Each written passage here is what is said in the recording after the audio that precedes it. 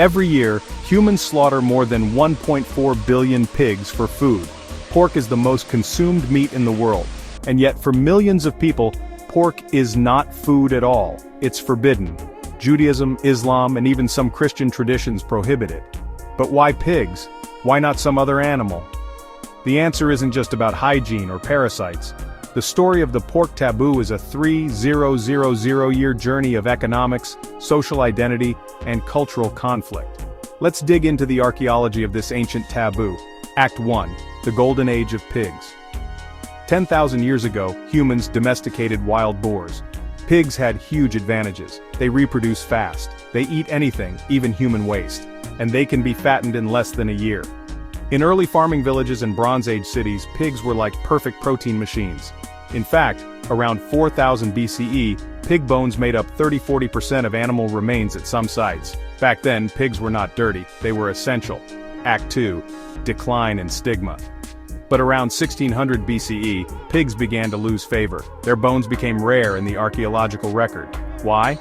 Because compared to cattle, sheep, and goats, pigs lacked secondary products. Cows plowed fields and gave milk. Sheep produced wool. Horses and donkeys carried heavy loads.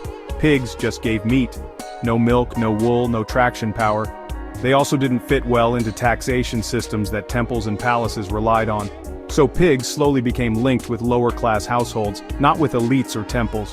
What was once useful garbage disposal now became a symbol of filth and poverty. Act 3. Israelites versus Philistines. Pigs as identity. Fast forward to around 1200 BCE. The Israelites began forming their identity in the highlands of Canaan. At the same time, the Philistines arrived from the Aegean coast. Here's the difference. Philistines ate pork. Pig bones at their sites make up as much as 13%. Israelites rarely did. Pig bones in their villages are almost absent. So pork became an ethnic marker. We don't eat what they eat, we are not them. A simple food choice turned into a powerful cultural boundary. Act 4. North versus South, the Biblical Era. By the 8th–7th centuries BCE, the Israelite world was divided. In the northern kingdom of Israel, some urban centers still raised pigs. In the southern kingdom of Judah, pigs were virtually absent. Judah's religious reformers, kings like Hezekiah and Josiah, seized on this. They condemned pork as a symbol of corruption in the north. And this is when the prohibition became written law. In the book of Leviticus, pigs were branded unclean, while cattle, sheep, and goats remained acceptable. Act 5.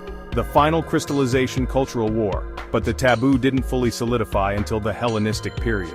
In the 2nd century BCE, the Seleucid king Antiochus IV tried to suppress Jewish practices.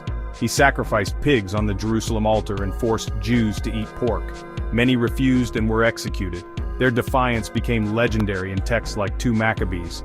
This persecution turned the pork taboo into a sacred symbol of resistance. Refusing pork now meant refusing foreign domination. It was no longer just about food, it was about faith and identity. Conclusion. So why is pork forbidden? It wasn't because ancient priests cracked some health code about parasites. The real story is, economic decline made pigs less valuable than cows, sheep, and goats. Social stigma tied pigs to poverty and filth. Ethnic rivalry with the Philistines made pork a marker of identity. Religious reform in Judah codified the taboo. Cultural wars under Greek rule crystallized it forever. From a garbage-eating city pig to a symbol of resistance and identity, the pig became more than an animal. It became a boundary between peoples, religions, and worlds. That's why, thousands of years later, the pork taboo still shapes global faith and culture today. The story of pork is not about food. It's about how civilizations use food to draw the line between us and them.